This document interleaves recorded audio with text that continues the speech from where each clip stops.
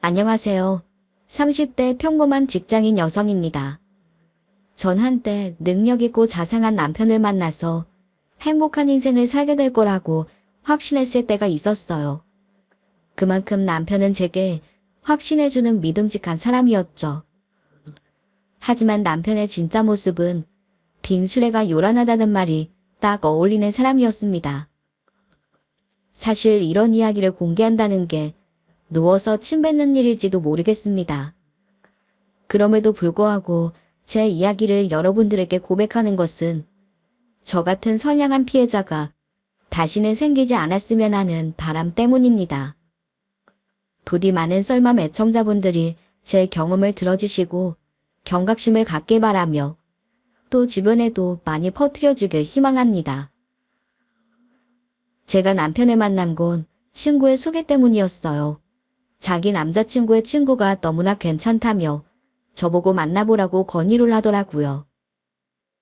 그 당시만 해도 저는 여행을 좋아하고 혼자 있는 걸 즐기는 편이라 딱히 연애에는 관심이 없었어요. 하지만 부모님은 하나밖에 없는 딸이 홍기가 꽉 차도록 결혼에 관심이 없으니 속이 탈 수밖에 없었을 겁니다. 그래서 남자를 만나보라고 애걸복걸할 정도였죠. 저는 괜찮은데 주변에서 오히려 더 난리를 치는 이상한 상황이었어요. 하지만 왜 그러는지 충분히 이해를 했던 저도 실용일관 길을 막고 살 수만은 없었습니다. 그래서 울며 겨자 먹기로 친구의 소개팅을 나가게 된 겁니다. 그런데 막상 그 남자를 만나보니 생각보다 훨씬 괜찮다는 생각이 들더라고요. 훤칠한 외모와 사근사근한 말투는 둘째치고서라도 저와 공통적인 관심사가 많다는 게 무척 매력적이었습니다. 전 여행에 관심이 무척 많았는데 수많은 해외여행을 경험해본 그 남자 역시 여행에는 도가 텄더라고요. 먹는 거, 보는 거, 입는 거, 전생에 부부라도 됐던 건지 그 남자와 저는 비슷한 게 너무나도 많았어요. 그는 해외에서 신발을 들여와 국내에서 파는 사업을 하고 있었는데 어릴 적부터 그런 쪽에 관심이 많아서 일찍부터 사업에 눈을 떴다고 했습니다. 학교를 졸업하고 취직을 한 뒤 월급날만 기다리고 살았던 제겐 사업을 하는 그 남자가 되게 신기하게 보였어요. 전 제가 요즘 말로 금사빠, 즉 금방 사랑에 빠지는 사람인 줄은 몰랐습니다. 그 첫 만남으로 그 남자에 대한 호감도가 급격히 오르더라고요. 그 자리에선 새침을 떠느라 입을 꼭 다물고 있었지만 속으로는 제발 이 남자가 애프터 신청을 하길 간절히 바라고 있었어요. 하지만 화기애애한 분위기와는 달리 그 남자가 좀처럼 다시 만나자는 말을 꺼내질 않더라고요. 전 점점 애가 타기 시작했고 결국 참지 못하고 폭발해버렸어요. 성태씨, 혹시 저 맘에 안 드세요? 네? 아니, 갑자기 왜 그런 말씀을... 아니, 그렇잖아요. 우리가 만나서 웃고 떠든 지 몇 시간이나 됐는데 왜 다시 만나자는 말씀을 하지 않으시냐고요. 저랑 다시 만날 생각 없으시면 서로 시간 낭비하지 말고 일어나시죠. 아닙니다, 선희씨. 저 선희씨 무척 마음에 들어요. 그런데 너무 막 들이대면 선희씨가 불쾌하실 것 같아서 다음에 또 만나자고 하지 못하고 있었던 거예요. 오해하지 마세요. 그게 정말이에요? 정말 그런 거냐고요? 네, 물론입니다.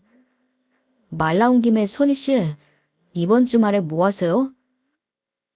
이번 주말에요? 저 이번 주말엔 뭐 없어요. 그러니까 우리 일찍 만나요. 네? 아, 네, 알겠습니다. 둘 중에 누가 더 좋아했고 누가 더 적극적이었냐는 질문은 지금에 와선 무의미하지만 제가 남편에 대한 관심이 더 많았다는 건 틀림없습니다. 그렇게 우리 두 사람은 뜨겁게 연애를 했고 결혼을 하게 되었죠. 남자한테 관심이라곤 눈꽃만큼도 없던 것처럼 보였던 딸이 갑자기 남자를 데리고 와서 시집을 가겠다고 하는데 저희 부모님이 쌍수를 들고 환영하는 건 당연한 일이었습니다. 우리 두 사람은 많은 분들의 축하 속에 성대하고 화려하게 결혼식을 치렀네요. 그런데 남편 쪽 손님들이 정말 많더라고요. 남편이 오랫동안 사업을 해서 그럴 수 있다는 생각도 들었지만 제 손님과 비교를 해보자면 정말 많은 사람들이 남편을 축하해줬어요. 당시엔 뭔가 남편의 그런 모습도 멋있어 보였습니다. 사회적 지위 같은 것도 높아 보이고 인맥도 넓은 능력자처럼 느껴졌어요. 안 그래도 신기하고 궁금했던 터라 신혼여행에 가서 저는 남편에게 왜 이렇게 하객들이 많았냐고 물어봤어요. 아무리 오빠가 사업가라지만 사람들 정말 많더라. 거의 우리 집 손님보다 3배는 많았던 것 같던데? 그렇긴 한데 그게 다 일과 관련된 사람들이라서 되게 돈독하다곤 볼 수 없지. 어쩔 수 없이 축하하러 온 사람들도 많으니까. 근데 난 선이 네가 더 부러워. 내가? 내가 뭐가 부러운데? 하객은 내가 더 많았을지 모르지만 선이 너는 친척들이 많았잖아. 오늘 보니까 외가 쪽도 그렇고 친가 쪽 친척분들도 정말 많은 것 같던데? 일이랑 엮인 사람들보다 핏줄로 뭉친 사람들이 훨씬 더 끈끈한 거라고. 하긴 우리 집이 다른 집들보다 친척이 좀 많긴 해. 친정아빠는 8남매 중에 둘째, 엄마도 9남매 중에 넷째. 그러니까 자연스레 이모, 고모, 삼촌, 외삼촌들이 줄줄이 많을 수밖에 없었고 거기에다 그들이 낳은 자식들, 또 그 자식들이 낳은 자식들까지 합하면 저희 집 친척들을 전부 모아놓으면 일중대는 충분히 만들고 남을 겁니다. 일찍 부모님을 여의고 거의 고아나 다름없이 자랐던 남편에겐 친척들이 많은 제가 부럽게 보였던 거죠. 아무튼 우리 두 사람은 달콤하고 행복한 신혼을 보냈어요. 전 결혼을 하고 나서도 다니던 회사에 충성을 다했고 남편 역시 본인의 사업에 충실했습니다. 저는 매달 따박따박 월급이 나오는 직장인이고 남편은 사업을 하는 사람이었으니 우리 두 사람의 경제적 부분은 공유하기가 쉽지 않았어요. 그래서 경제권 문제는 각자 자기 것은 자기가 알아서 관리하는 걸로 하고 생활비 부분은 공평하게 나누기로 결정했죠. 그래서인지 우리 두 사람이 부딪힐 일은 별로 없었습니다. 그 흔하다는 부부싸움을 거의 해보지 못했던 것 같아요. 그때까지만 해도 제 결혼은 완벽하다고 생각했어요. 하지만 그런 제 생각에 금이 가기 시작한 건 결혼 2년 차에 들어설 때부터였습니다. 오랫동안 중소기업에서 임원으로 재직하셨던 친정아버지가 35년간의 직장 생활을 마치고서 은퇴를 하시게 되었어요. 아빠는 제2의 인생을 사시겠다며 공인중개사 자격증도 따고 운동도 하시더군요. 저도 그런 아빠의 노고에 감사를 드리며 제2의 인생을 응원해드렸어요. 그런데 어느 날 친정엄마한테 전화가 와서는 아빠 욕을 엄청 하는 게 아니겠습니까? 너희 아빠가 노망이 제대로 났나 봐. 내가 요새 네 아빠 때문에 속이 문드러졌다고. 아니 엄마, 대체 무슨 일이길래 그래? 아빠가 무슨 사고 쳤어? 내가 너한테 이런 말하는 것도 좀 웃기지만 너희 아빠 나 몰래 돈을 2,500이나 날렸어. 뭐? 2,500만 원? 아니, 아빠한테 그런 큰 돈이 있었어?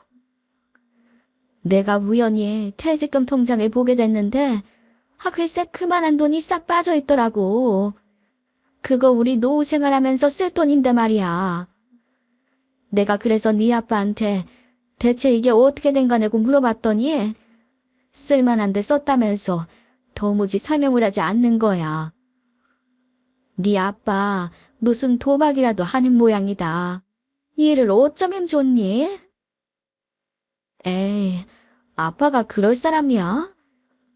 일단 내가 아빠랑 얘기해 볼 테니까 엄만 가만히 있어봐. 엄마의 하소연은 당연한 것이었습니다. 엄마랑 의논도 하지 않고 퇴직금을 함부로 썼으니까요. 하지만 아빠가 그런 행동을 하셨다는 게 좀처럼 믿어지지 않았어요. 아빠는 술, 담배도 하지 않고 남들에게 피해를 끼치지 않는 걸 사명으로 여기는 바른 생활의 대명사 같은 분이셨거든요. 때문에 도박을 하다가 돈을 날렸다는 것도 말이 안 되는 상황이긴 했습니다. 그럼 대체 돈을 어디다 쓰셨길래 엄마한테 용처를 설명하지 못하시는 걸까요? 전 하루라도 빨리 아빠와 진지한 대화를 나눠봐야겠다고 생각했어요. 이러다가 우리 엄마 아빠 사이가 틀어질까봐 겁이 났거든요. 그래서 아빠와 저녁 식사를 약속하고 모처럼 아빠와 단둘이 만나게 됐어요. 그리고 전 조심스레 아빠에게 질문을 던졌습니다. 아빠, 근데 엄마 말이 정말이야? 정말 아빠가 엄마 몰래 돈을 2,500이나 썼냐고. 응? 아휴, 네 엄마가 그 말까지 하든? 참나. 자식들 신경 쓰게 뭐하러 그런 말을 해. 네 엄마도 참. 말 돌리지 말고 진짜 말해봐. 정말 아빠가 그 큰 돈을 다 쓴 거야? 어디다 썼길래 엄마한테 말도 못하는 건데. 아빠 정말 무슨 사고라도 쳤어? 사고는 무슨. 사실 나도 내 속이 속이 아니다. 그런데 지금은 자세하게 말을 할 수 없어. 때가 되면 네 엄마한테 내가 다 설명할 거니까 너도 그냥 모르는 척하고 있어. 아니 아빠, 그게 말이 돼? 수천만 원을 엄마 몰래 써놓고 설명하지 못하겠다면 어떤 아내가 이해를 하겠냐고. 나도 내 남편이 그런 짓을 벌였다면 가만히 있지 않을 것 같은데? 정말 나한테도 얘기 못하는 내용이야? 일단 지금은 그래. 이제 그 얘기는 그만하자. 아빠, 정말 1억이야? 그리고 니들 경제권 따로 쓰고 있다고 했지? 너 박서방 조심해라. 어? 갑자기 우리 얘기가 왜 나와? 근데 그 사람이 왜? 내가 왜 그 사람을 조심해야 되는 건데? 자세한 건 묻지 말고. 아무튼 내가 지난번에 박서방 회사 갔다가 깨달은 건데 박서방은 보통이 아니야. 그러니까 그게 무슨 말이냐고. 알아듣게 설명해줘야지. 됐어. 하여간 그렇게만 알아. 아빠는 제 질문에 답을 하지 않고 알아들을 수 없는 말만 하시더라고요. 갑자기 남편을 조심하라는 말이 정말 이상하게 들렸어요. 하지만 아빠는 뭐하나 시원하게 답을 해주지 않고 그 자리를 뜨셨네요. 전 그날 저녁 남편을 만나 이 이야기를 꺼냈습니다. 오빠, 우리 아빠랑 혹시 무슨 일 있었어? 응? 장인어른이랑? 내가 장인어른이랑 무슨 일이 있을 게 뭐가 있어. 오늘 아빠랑 밥 먹었는데 아빠가 오빠를 조심하라는 말을 하잖아. 그래서 혹시 아빠 기분 나쁘게 한 일이 있었나 해서. 아니, 그런 일 없었는데. 그런데 그건 그냥 남편 말만 믿지 말고 늘 조심하라는 뜻 아닐까? 딸 가진 아빠들이 하는 그런 평범한 걱정 같은 거 말이야. 그런가? 남편은 친정아버지랑 아무 일도 없었다고 했고 저도 그 말을 믿고 싶었지만 아빠의 말이 자꾸 귓가에 어른거렸어요. 그래서 아는 후배에게 부탁해서 며칠간 남편의 뒤를 쫓아보기도 했습니다. 하지만 남편의 행적에는 수상한 점이 아무것도 없었어요. 그래서 잠시라도 남편을 의심한 제가 부끄럽다는 생각이 들더라고요. 그 뒤로는 아빠의 말에 크게 의미를 갖지 않고 자연스럽게 넘어갔네요. 그런 일이 있고 약 한 달쯤 지났을 겁니다. 아빠가 엄마 몰래 쓴 2,500만 원의 행방이 밝혀졌는지 궁금해서 미칠 지경이었죠. 그래서 엄마에게 어떻게 됐냐고 물어봤어요. 그런데 엄마의 반응이 그때와 180도 달라져 있더군요. 그 2,500만 원? 그거 아무것도 아니야. 내가 오해했었던 거였더라고. 응, 오해? 무슨 오해? 그게 그러니까 아빠가 아는 사람한테 돈 빌려준다고 했었는데 내가 깜빡 잊었지 뭐니. 그래? 근데 왜 아빠가 엄마한테 설명을 하지 못한 건데? 어? 아빠도 잠깐 착각했었대. 자기가 나한테 돈 빌려준다고 말하지 않은 줄 알았대. 암튼 잘 해결됐으니까 넌 그 돈에 신경 쓰지 마로. 그래? 정말 그런 거였어? 아우, 그렇다니까. 그나저나 우리 박서방은 잘 있지? 오빠? 오빠야 늘 똑같이 뭐. 돈 버느라 정신없지. 그래. 네가 박서방 좀 잘 챙겨줘라. 사업하느라 얼마나 힘들겠니? 너도 알겠지만 돈 번다는 게 쉬운 게 아니야. 어디 가도 박서방 같은 사람이 없어요. 성실하지, 능력 좋지, 거기다 잘생겼지. 우리 딸이 무슨 복이 있어서 이런 신랑을 만났는지 몰라? 참나, 갑자기 왜 이래? 언제는 물에 빠진 족제비 같아서 싫다며. 내가 홍기만 안 찼으면 퇴짜났을 거라고 했잖아. 아유, 그거야 옛날 얘기고. 지금 내가 우리 사위를 얼마나 좋아하는데. 하여간 집에 갈 때 소갈비 재워놓은 거 가져가. 내가 박서방 주려고 준비했어. 웬 소갈비? 장모 사랑이 장난 아닌데? 아유, 잔소리 말고 박서방한테 잘해. 요새 그런 남자 없어. 그리고 네가 잘해야 박서방이 일을 열심히 잘할 거 아니야. 시고 왜 이래? 나도 밖에서 일하는 사람이야. 여자랑 남자랑 같아? 참말 말고 내가 하란 대로 해. 여자가 잘해야 남자가 흥하는 법이라고. 어, 언제부터 사위 챙겼다고? 갑자기 왜 이런데? 사실 2,500만 원의 횡방이 오해에서 비롯됐다는 엄마의 답변은 썩 납득이 가지 않았습니다. 그렇지만 엄마 아빠가 다시 예전처럼 사이가 좋아졌다는데 안도를 냈던 저는 그 말을 그냥 믿기로 했어요. 그렇게 모든 그 사건은 일단락이 되는 것처럼 보였죠? 그런데 얼마 후 지방에서 체육 선생님을 하고 있는 남동생 부부가 오랜만에 얼굴을 보자며 서울에 올라오겠다고 하더라고요. 그래서 저희 부부와 함께 식사를 하기로 했네요. 그런데 동생이 호텔 뷔페를 예약해뒀다며 거기로 가자고 하는 겁니다. 전 짠돌이 동생이 그런 비싼 곳을 예약했다는 말에 깜짝 놀랐어요. 너 거기가 얼마나 비싼 데인 줄 알고 예약한 거야? 설마 우리한테 바가지 씌우라는 건 아니겠지? 누나, 대체 날 뭘로 보고 그래? 내가 매형이랑 누나한테 근사하게 밥 한 번 사준 적이 없어서 이번에 턱 한 번 내려놓은 거지.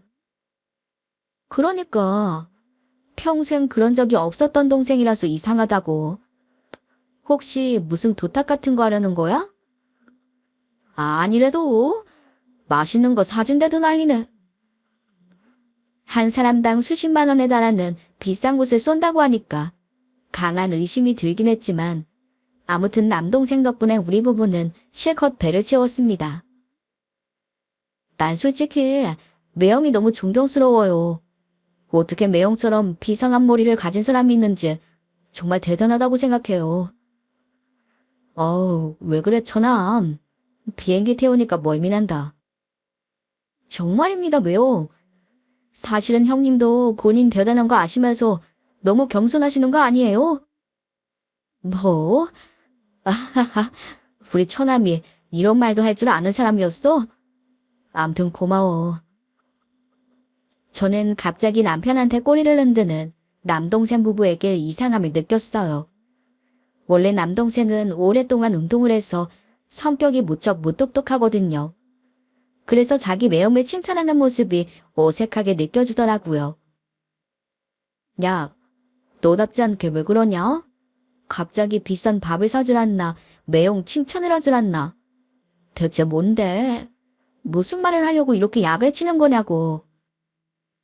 아이, 누나 정말 왜 내 진심에다 이렇게 죄를 뿌리실까? 난 그저 우리 매형이 너무 좋아서 그러는 건데. 암튼 누난 매형이 만난 걸 로또 맞았다고 생각해야 돼. 그러니까 매형한테 잘 좀 해. 뭐? 네가 그런 걱정 안 해도 나 잘하고 있어. 우리 남편 인기 많아서 좋겠네. 전 그때까지만 해도 친정 식구들이 남편의 칭찬을 입이 마르게 하는 모습에 은근 기분이 좋았어요. 제가 봐도 우리 남편은 정말 멋진 사람이었으니까요. 하지만 제 눈에만 그렇게 보이는 게 아닌 가족들도 제 남편을 인정해주고 있다는 생각에 왠지 어깨가 으쓱 오르는 겁니다. 그러던 어느 날이었어요. 남편과 함께 저희 친척 조카 결혼식에 참석을 하게 되었죠. 결혼식이 끝나고 친인척들이 모인 연회장에서 식사를 하고 있었는데 갑자기 친척분들이 하나둘씩 저희 쪽으로 모이더라고요. 선이랑 선이 신랑이 여기 있었네. 한참 찾았잖아. 식사들 맛있게 하고 있고? 어머, 재경이 오빠? 정말 오랜만이다. 이게 얼마만이야? 우리 결혼식 때 보고 못 봤지? 신수가 원하네. 잘 살고 있나 봐. 그래, 그랬지. 덕분에 요새 아주 잘 살고 있다. 내가 아주 제부 때문에 살맛이 다는다니까. 왜? 우리 남편 때문에 오빠가 왜 살맛이 났는데? 아니, 그러니까 제부가 노처녀가 될 뻔한 널 거둬줘서 내 걱정이 사라졌다는 뭐 그런 말이지. 그런 거야? 오랜만에 얼굴을 본 몇몇 친척분들이 저희에게 다가와 밝게 인사를 건넸고 전 반가운 마음에 그러시는 거라고 생각했어요. 그런데 점점 시간이 지날수록 뭔가 좀 이상하다는 생각이 들기 시작하는 겁니다. 그건 남편을 보는 그들의 시선 속에 제가 모르는 뭔가가 있다고 느껴진다는 것이었어요. 마치 저 모르게 눈빛 신호를 보내는 것처럼 말입니다. 처음엔 제가 착각한 줄 알았는데 신경을 쓰고 유심히 보니까 하나같이 다 그런 행동들을 하는 거예요. 그리곤 꼭 따라붙는 말들이 남편 잘 만나서 행복하겠다. 혹은 능력 있는 남편한테 잘해라 같은 말들이었습니다. 어떻게 들으면 단순한 덕담처럼 느껴지지만 마치 잘 훈련된 사람들처럼 똑같이 그렇게 말하니까 이상하다는 생각이 들 수밖에 없었죠. 하지만 그렇다고 캐물을 수도 없는 노릇이니까 찜찜한 기분을 지우지 못한 채 결혼식장을 나오게 되었습니다. 그리고 전 남편한테 제가 느낀 부분을 솔직하게 말해주었어요. 왜 우리 친척들이 오빠한테 절절매는 것 같지? 다 오랜만에 보는 건데 다들 우러러보는 것 같고 말이야. 절절매긴 그 사람들이 나한테 절절맬 이유가 어딨다 그래. 그냥 오랜만에 보고 그러니까 괜한 인사치레 같은 걸 하느라 그러는 거지. 그런가? 암튼 난 좀 이상하게 보였어. 괜한 소리 말고 어서 잠이나 자자. 그때까지만 해도 저 스스로도 예민해던다고 생각했어요. 하도 사람들이 남편 칭찬을 하니까 괜스럽다는 생각이 들어서일지도 몰랐죠. 그런데 구정이 가까워지자 각종 명절 선물들이 어마어마하게 배달되더군요. 쉴 새 없이 밀려드는 명절 선물 때문에 대문을 열기가 힘들 정도였으니 말 다 한 셈이죠. 그런데 남편 이름으로 보내진 선물들 중엔 남동생을 비롯해 저희 집안 친척분들도 꽤 많더라고요. 평소에는 1년에 전화 한 통 할까 말까 한 사람들이 남편한테 선물을 보낸다는 게 자연스럽게 느껴지지 않았어요. 전 친정엄마한테 이 이상한 일에 대해서 물어보았습니다. 이건 외숙모딸이 보낸 거고, 이건 포항 사는 이모 아들이 보낸 거고, 이건 또 외삼촌이 보낸 건데. 이거 봐, 정말 이상하지 않아? 내가 갑자기 왜 나한테 명절 선물을 보냈냐고 물어도 다들 한다는 말이 그냥 명절 잘 살라고 보내는 거라는데 이게 말이 돼? 아유, 이상할 게 뭐가 있어. 그냥 명절 선물 보낸 것 뿐인데.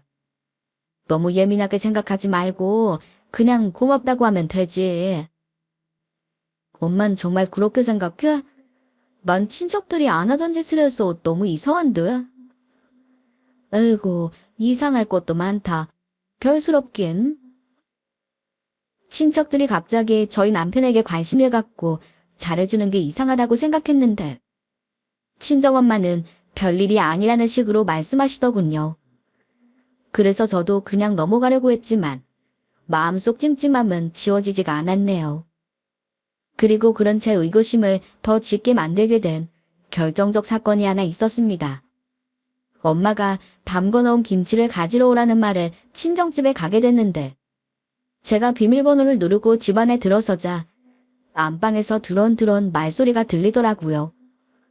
아빠가 누구랑 통화하는 말소리 같았는데 전 아빠가 통화하시는데 방해가 될까봐 인사는 하지 않고 곧장 주방으로 갔어요.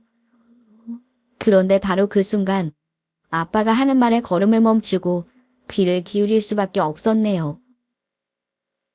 닥서방, 이번 달에 돈이 좀 모자라게 들어왔던데? 이게 지금 무슨 상황인가? 아, 그래. 그럼 이번 달 말에 다시 들어온다는 거지? 아, 그런 거라면 상관없고. 아무튼 내가 자네를 믿지 못하는 건 아니지만 정말 실수하면 안 돼. 나보고 들어온 사람들이 많다는 거 알지? 그래, 알았어. 나중에 다시 통화함세.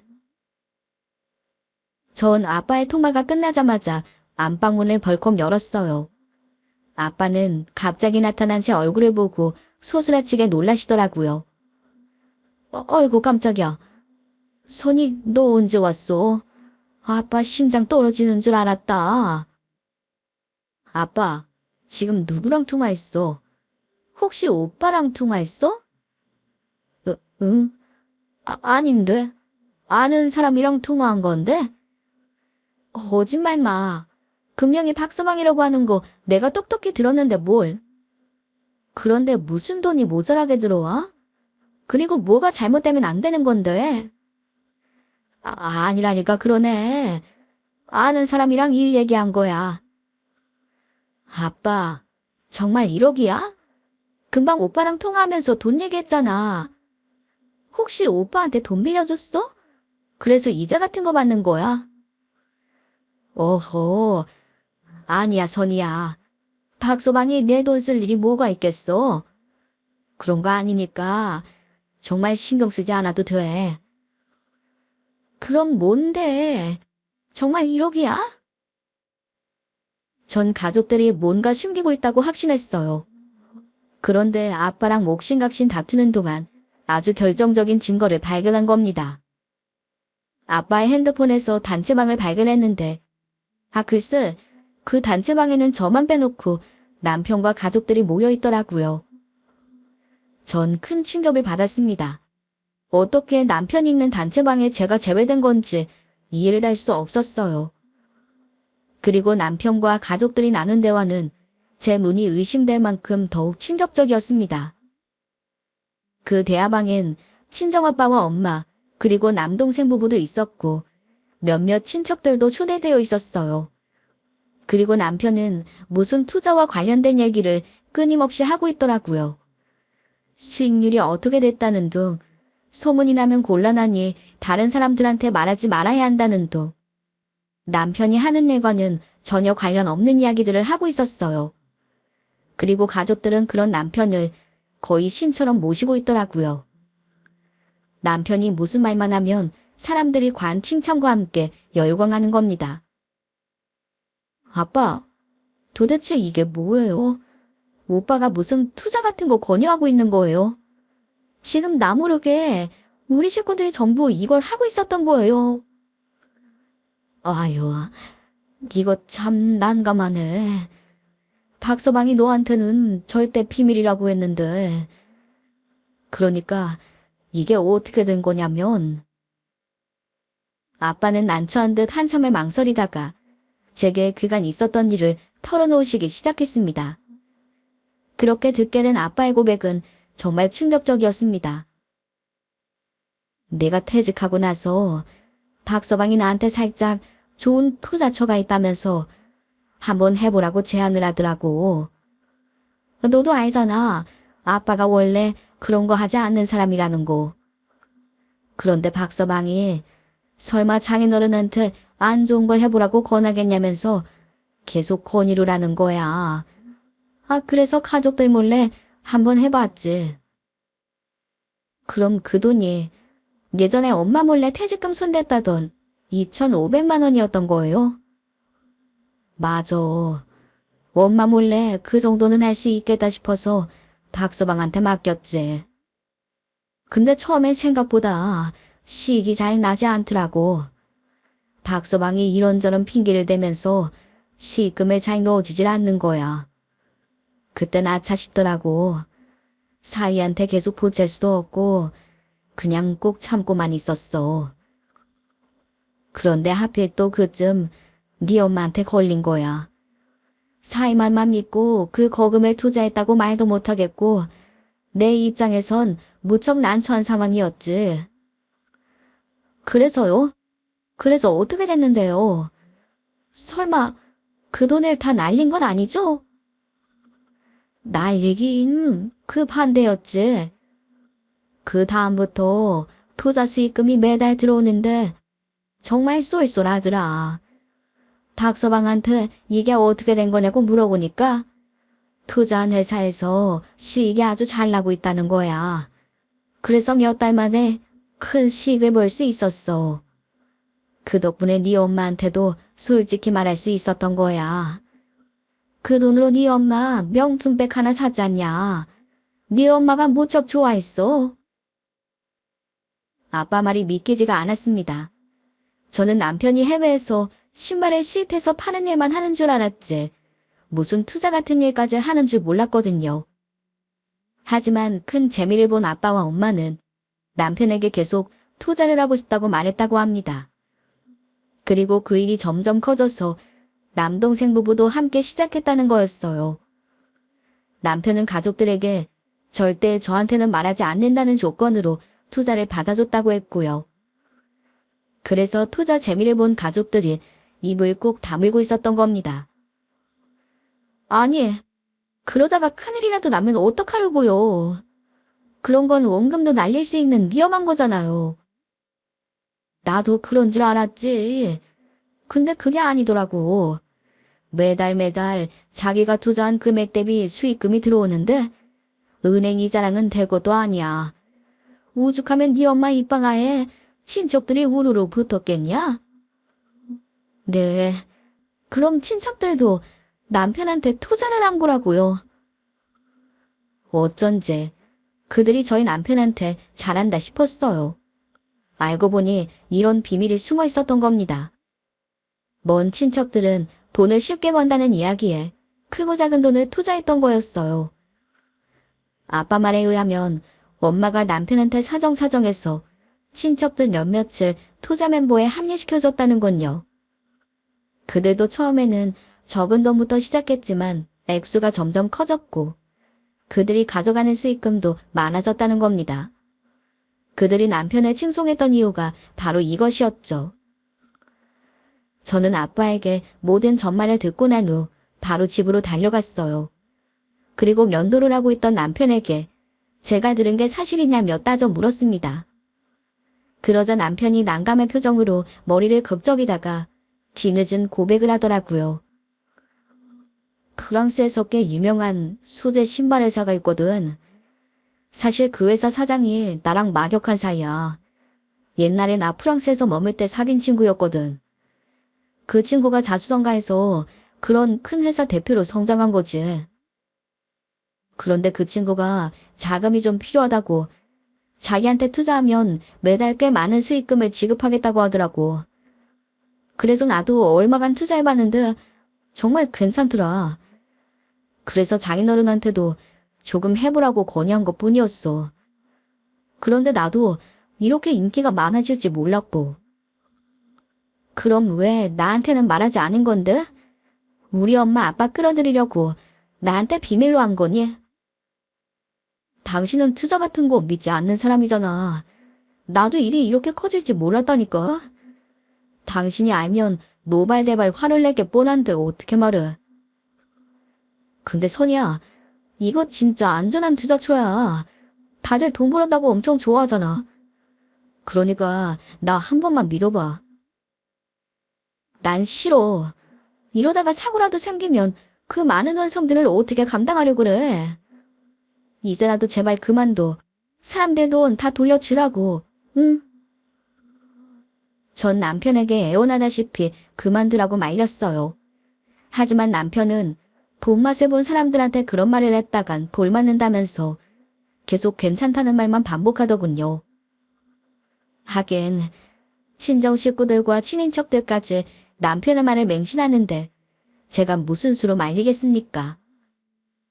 저는 남동생과 친척들한테 일일이 전화를 걸어서 투자를 그만두라고 만류했지만 그들은 제 말을 귓등으로도 듣지 않았어요.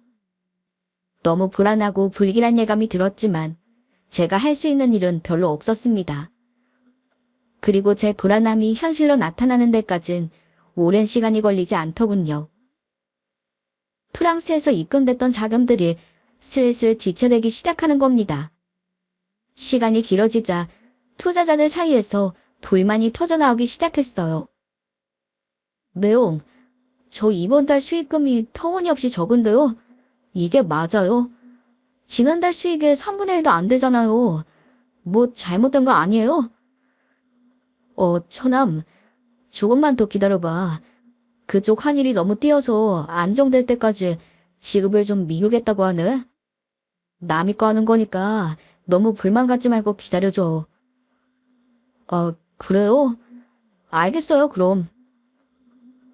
가장 가까운 가족들도 돈이 적게 들어온다며 안달을 내는데 친인척들은 어떻겠습니까?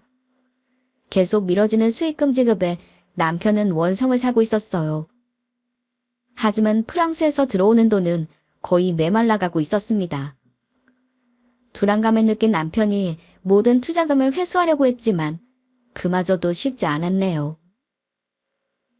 조바심이 난 남편은 프랑스로 직접 가서 그와 이야기를 나눠봐야겠다며 급히 프랑스 비행기에 몸을 실었어요.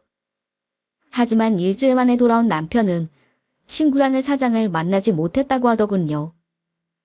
남편이 그 회사에 찾아가 보니 그런 회사는 이미 폐업한 지 오래였다는 겁니다. 이제 그 친구와 연락도 되지 않는다면서 남편이 끝내 울음을 터뜨리더라고요. 남편의 참담한 말에 하늘이 무너지는 것 같았습니다. 이미 친정 식구들의 돈도 상당히 많이 들어가 있는 상태였어요. 거기에다 친인척들이 투자한 금액까지 포함하면 우리가 감당할 수 있는 규모를 한참이나 넘어섰죠. 여보, 나 이제 어떡하냐? 아무래도 이 자식한테 된통 당한 것 같은데 장인어른 돈뿐만 아니라 내 돈도 꽤 많이 들어갔어. 이제 어떡하지? 신고해야지. 빨리 신고해서 그놈 잡아야지. 이미 프랑스에선 신고했어. 하지만 그놈이 어느 나라에 있을 줄 알고 신고를 해. 틀렸어. 난 망해버렸다고. 이거 봐. 그러니까 왜 헛꿈을 꿔서 이 난리를 만들어. 미안하다. 난 정말 일이 이렇게 될 줄 몰랐어. 친구에게 사기를 당한 남편은 크게 좌절했지만 돈을 투자한 사람들은 그런 사정까지 봐주지 않았어요. 친인척들은 저와 남편을 찾아와서 돈을 달라고 목소리를 높였어요. 그리고 엄마 아빠에게까지 쫓아가 회수하지 못한 원금을 달라고 성화를 부렸습니다. 이건 정말 너무한 거지. 솔직히 사기를 당했다는 걸 어떻게 믿어? 난 몰라. 내 돈 1억 5천 내놓을 때까진 한 발자국도 움직이지 않을 거야. 친척들은 친정집과 저희 집에 난장을 피웠고 결국 보다 못한 친정부모님이 사비를 털어 그들에게 보상을 해주었어요. 하지만 그 돈으론 피해자들을 전부 보상하기엔 턱없이 부족했습니다. 결국 저희는 신혼집 아파트를 처분해야만 했고 남편 역시 자신의 사업체를 정리해야만 했어요. 하지만 그럼에도 불구하고 모든 보상이 이루어질 수는 없었네요. 이 정도라면 친인척들이 얼마나 많은 돈을 투자했는지 짐작이 되십니까? 모두들 돈을 쉽게 벌어보겠다고 나섰다가 사기에 휘말려버린 겁니다. 원금을 달라며 진상을 부리는 친인척들에게 자업자득이란 말을 해주고 싶었지만 도저히 그럴 수가 없었어요. 설령 고의가 아니라고 해도 어쨌든 남편의 잘못이 맞기 때문입니다. 그건 변하지 않는 사실이었고 남편은 그 책임을 져야만 했죠. 그리고 저희 부부는 그 사건 이후 1년 만에 결별의 수순을 밟게 되었습니다. 남편도 죄책감에서 자유롭지 못했고 저 또한 그런 남편과 결혼 생활을 계속 이어나갈 자신이 없었어요. 결국 남편의 사고 때문에 저희 가정은 파탄이 나버린 셈이었네요. 지금도 저희 가족들은 친인척들과 소원한 관계입니다. 돈으로 얽히기 전까지는 그렇게 돈독한 사이였는데 지금은 거의 남담과 다름없는 사이처럼 지내고 있어요. 부모님도 그 이야기만 나오면 고개를 들지 못하십니다. 애청자 여러분, 세상에 공짜가 어디 있고 쉽게 버는 돈이 어디 있겠습니까? 일부 그런 행운을 가진 사람들이 있을지 모르겠지만 그 환상 같은 걸 쫓는 것처럼 어리석은 일도 없을 거예요. 부디 제 이야기를 통해서 많은 분들이 헛된 욕망에서 벗어나시길 바랍니다. 이건 제가 뼛속 깊이 느낀 경험이니까 꼭 귀 기울여 주셨으면 좋겠네요. 보잘것없는 이야기 끝까지 들어주셔서 감사합니다.